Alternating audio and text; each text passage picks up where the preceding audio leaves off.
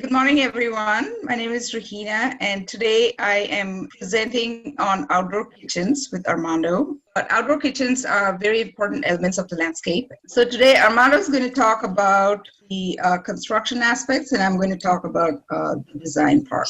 Back in 2004-05, when I worked on this house, this is a house in Clear Lake, and the outdoor kitchen was designed by the architect.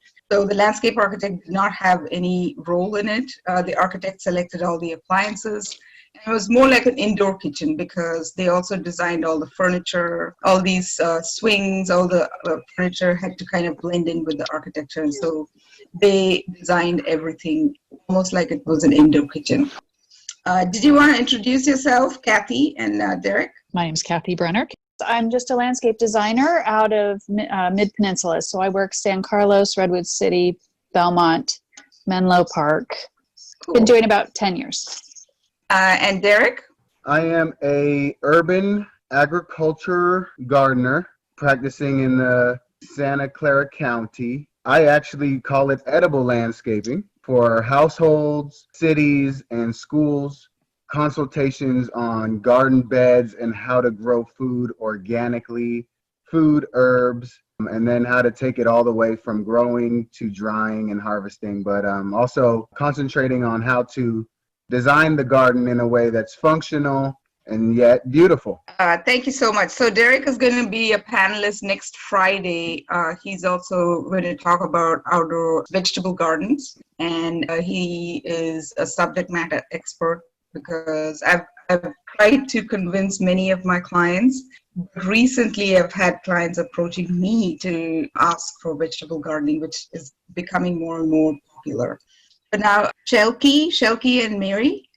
Yeah, I am a landscape designer. I have this company, Water Efficient Gardens, that we focus on designing water efficient landscapes. That's why I'm being very interested in this series. Where do you work? Where is your company located? In South Bay, but I actually can do designs everywhere because by just sending in the photos and measurements, I can get a very good concept of how the place looks like and can come up with design. Okay, and Mary? Landscape designer in Santa Clara County. So Armando, did you want to talk a little bit about your portion of the work that you do? Hello, my name is Armando Rodriguez, a family passed on generation landscape construction company. We basically focus a lot on concrete work, masonry, and landscaping. We do outdoor kitchens at a certain scale. From my experience of outdoor kitchens, planning part is very important because it's almost like an architectural element and it has several components to it. So I've worked on 4 or 5 recently, and some of them are very basic and have very, they're basically countertop. And so the space requirements are limited. Some of them are more elaborate. As part of the outdoor kitchen, you also have to plan for floor area for dining and seating, and also utilities, gas, electric, or water lines. Pre-drip lines, sometimes the client wants to build it out as much as possible, up to the property line. And you have to keep into account a drip line of trees because it's going to be like a built-up structure. And make sure that you keep in mind setbacks, keep it closer to the house. And circulation and views are also very important because sometimes it goes through like 2 or 3 different iterations because the circulation doesn't work out or the views are blocking something. So this was the first one that I worked back in 2014. This was a standalone counter, and the owner wanted to locate it right next to the house, a new ADU designed by an architect, and I was asked to do the landscape as part of the ADU. In this case, he wanted to have it close to an electrical connection and just a very basic countertop with a standalone unit that is available in the market.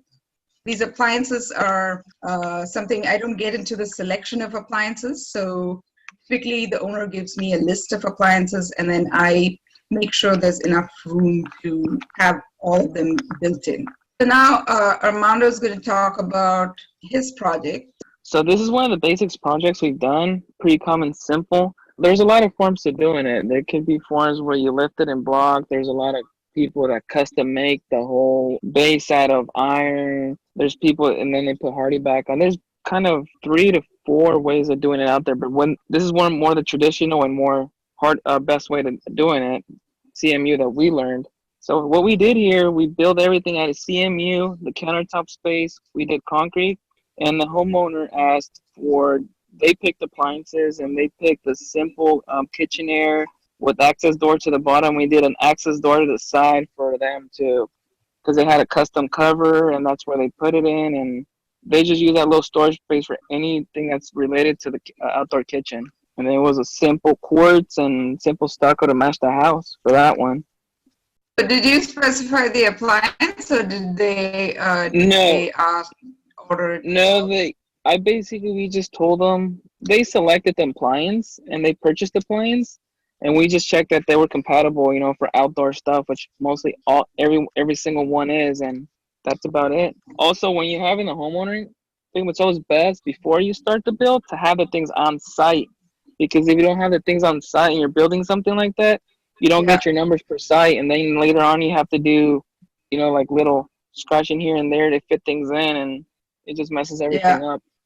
And this other one was another one we did as well for another builder, but this one was properly done, but design-wise, it wasn't. The customer and us wasn't too happy at the end how to use this one. We built it properly how the builder asked us to build it, but the only thing that wasn't properly designed well was that they added, as you could tell, they added a fire pit in the middle of the big counter area, which later on the homeowner was like, man, I could have used this for, my kids are out here swimming with their friends and we're cooking them a hot dog or a burger.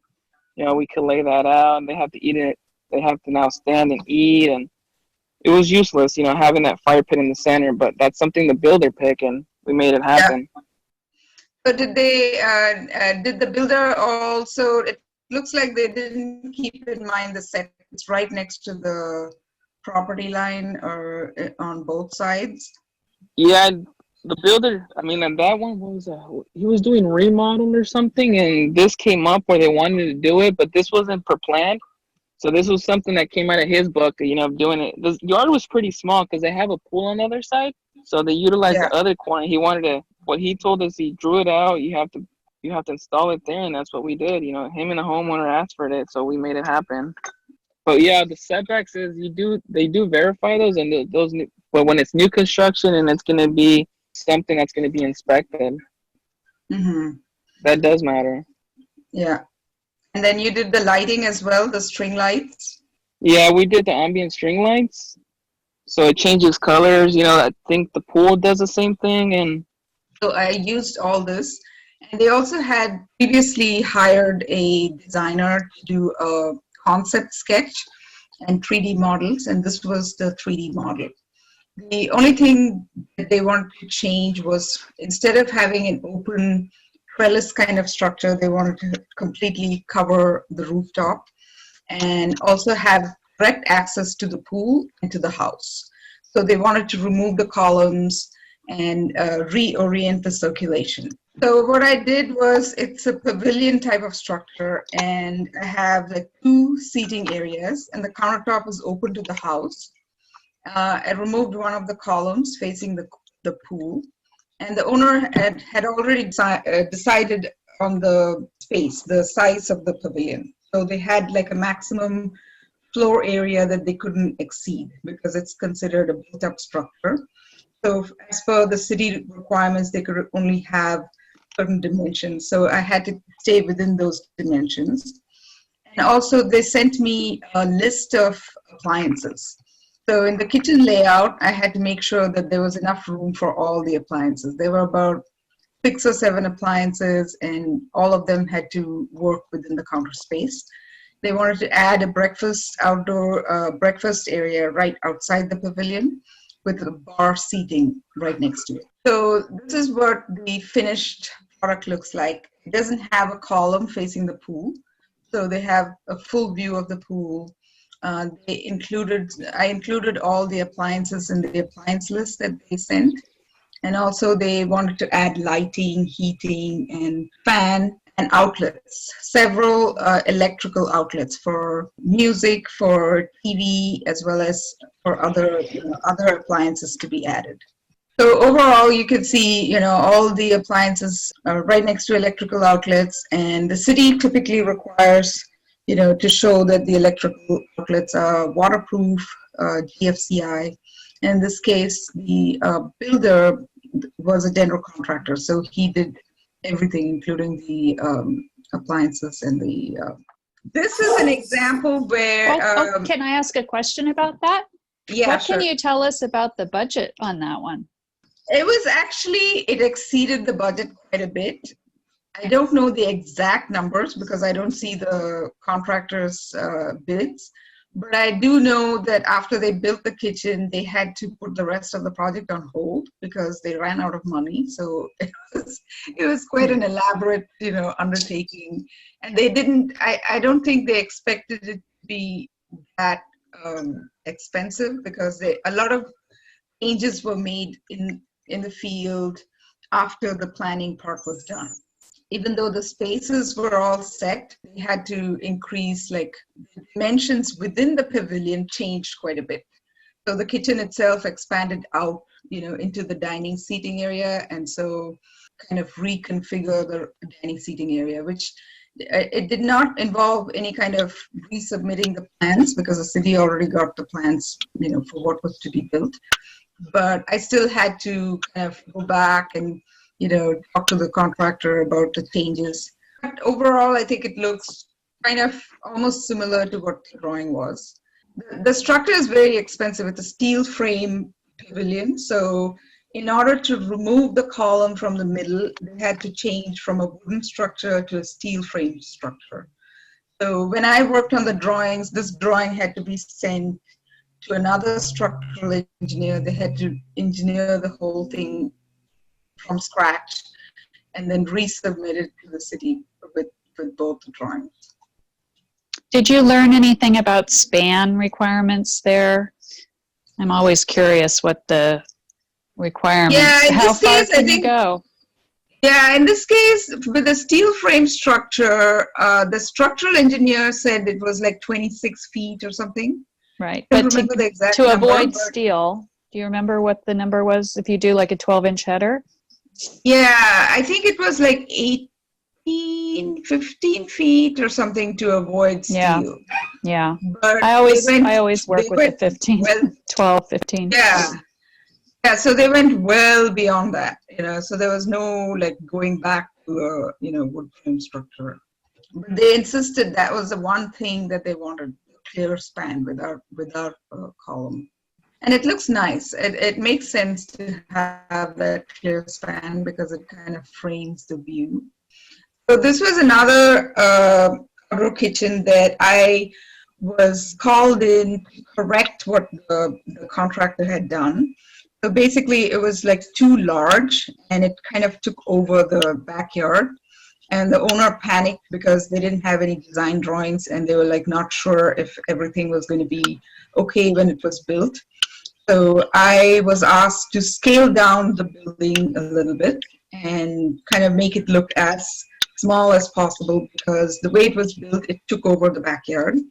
So one of the things I suggested was to have paving with nice edges, edge pavers that contrasted, so kind of made the space look a little bit smaller and also toned down the colors of the structure.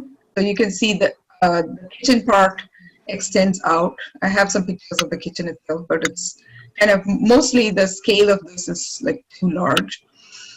So where I had surrounding the paving is the outdoor kitchen, the counter space, and but it was more than enough room for the seating part. So they have like 3 different distinct seating areas. You have dining and then an outdoor breakfast area and a sofa space.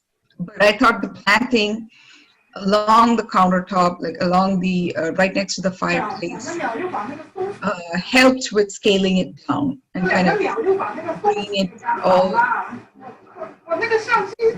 making it feel less built up. Okay. This is a more recent job where the owner first said they want something closer to the house, they want something right next to the kitchen.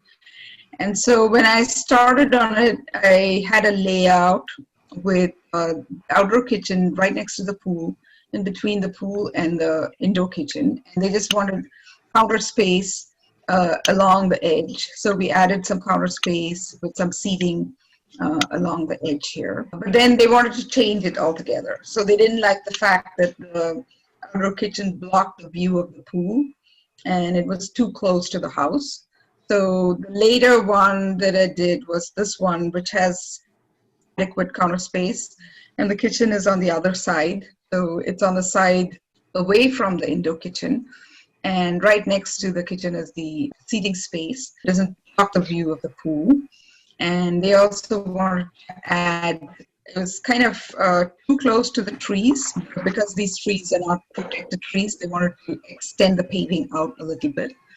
So now this has not gone to the city as yet. So once the city sees it, if it's something that they object to, then they would let us know that we have to redesign it away from the tree protection zones. So that's all for today. Do any of you have any questions?